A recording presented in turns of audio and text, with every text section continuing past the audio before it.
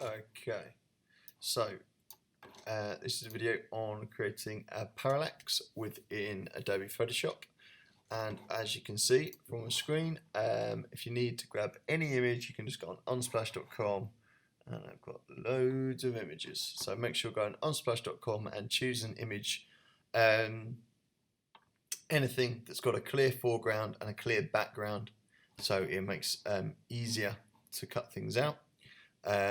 If this is your first try as well, you can then go into more complex images after you understand the process. So once you've done that, your image should be in downloads. There's my image. So I'm just going to right click, open with, and go to Adobe Photoshop, and it'll pop into there like that. Lovely. Make that bigger, make that bigger as well. So I've got my image in here, which I'm happy with.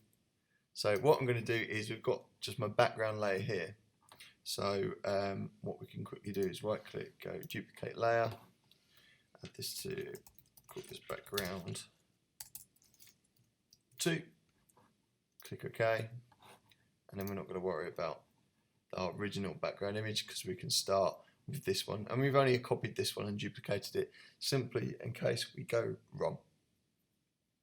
So the next thing you need to do is establish what is going to be your foreground and what you want to animate there and what's going to be your background.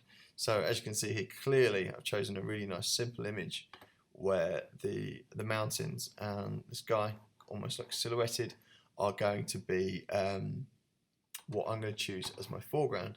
And to cut that out, what I'm going to do is go to the tool here, the fourth tool down, which is the quick selection tool. So what I can do is click onto that and make sure that my tool just a little bit bigger with the brackets, and start to select. As you can see, Photoshop is quite intelligent with picking out the right coloured pixels, and that looks quite good. So if I can zoom in with Command Plus, we can see just a tiny bit there.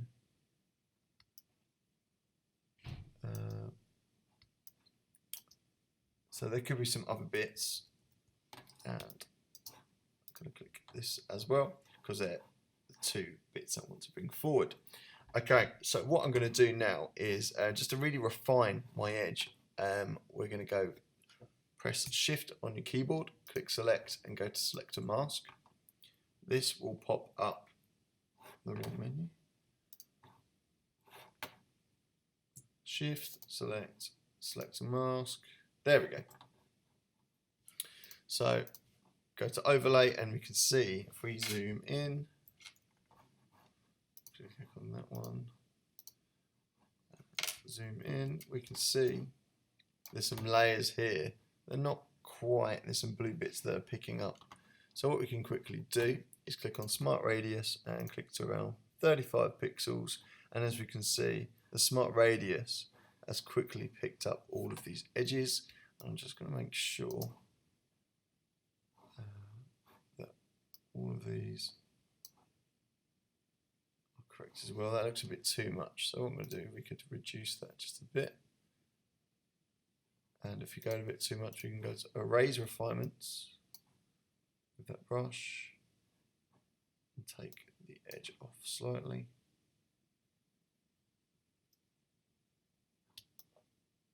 It's looking better.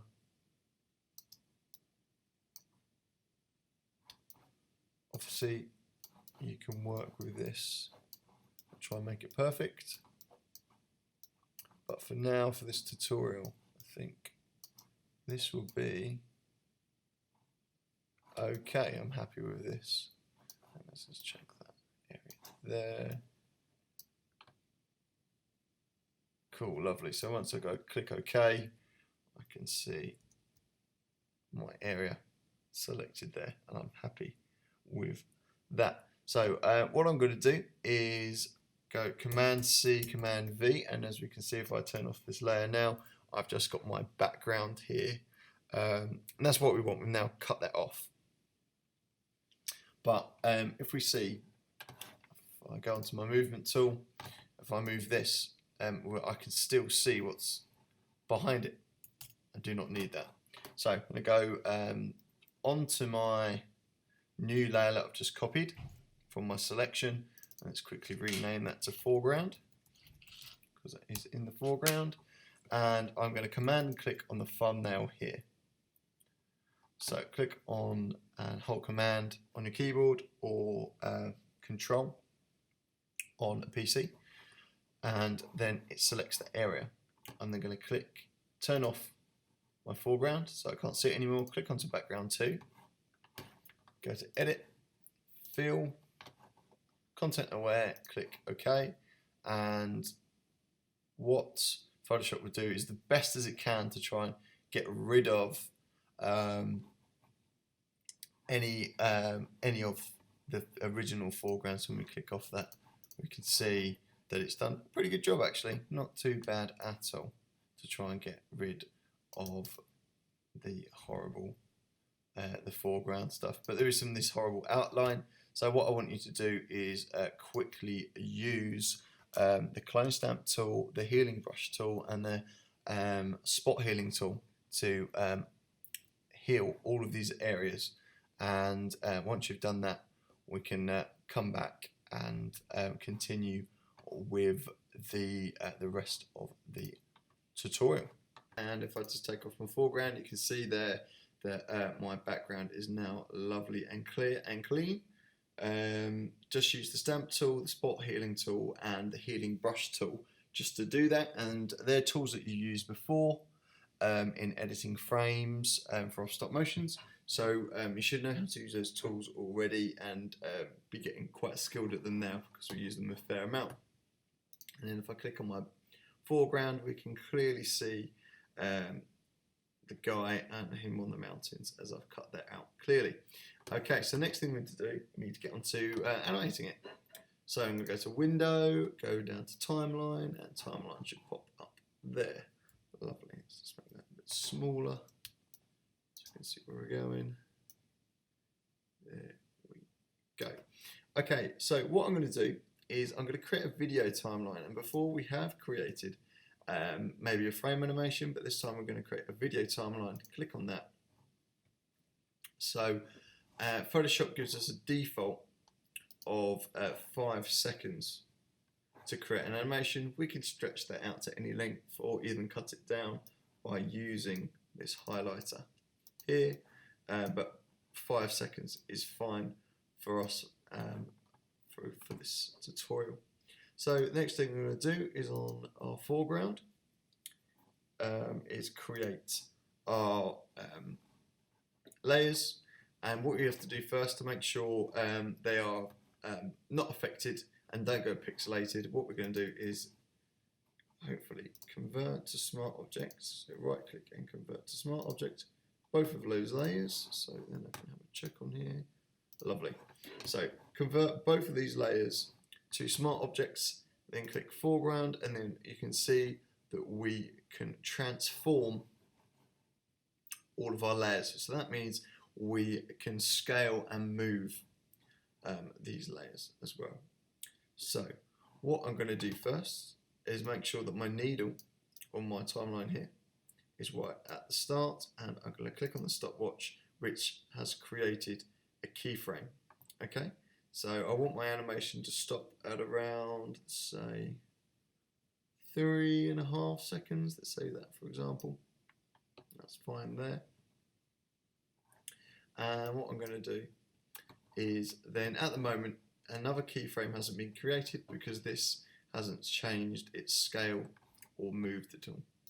So what I'm going to do is grab this and extend this holding shift, and that's quite nice. And once I press edit, press enter, I come out of the edit mode and a keyframe is shown there.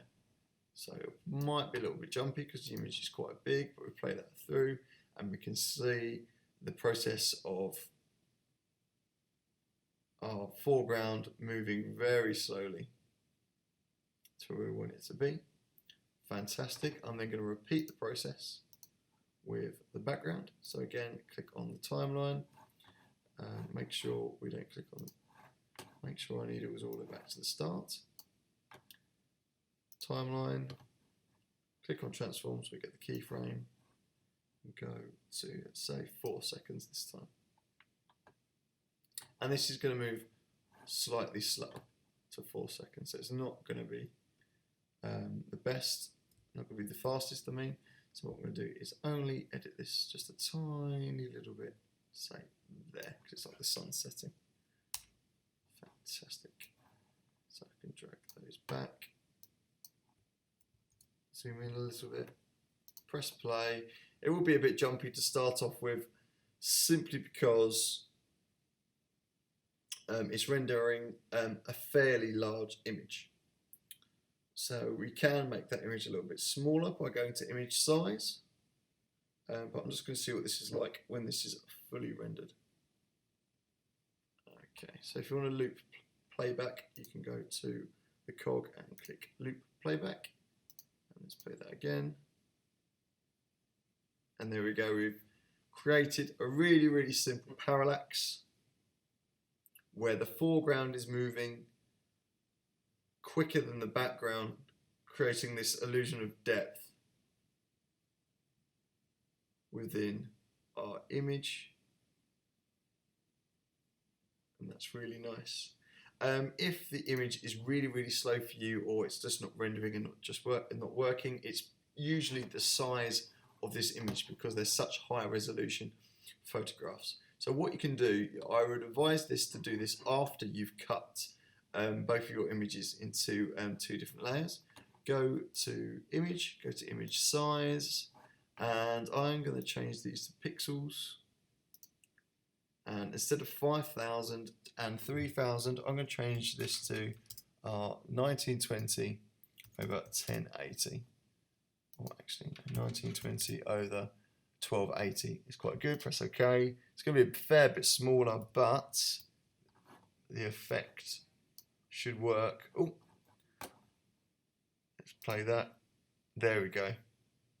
That's still a little bit jumpy. Hopefully, after the render, it should be fine. But again, the same effect is still in the process here. There we go. That's a lot smoother. Those images are just jumping out at the end because they're getting too big. But as you can see, that effect is working perfectly, creating depth there with our foreground. Cool. I hope you get along with this. Any issues, and just watch it over again, because I do go over everything. So go for it part by part, nice and slowly. Pause, write down notes if you need to, and make sure you get those keywords as well. Cool. See you later.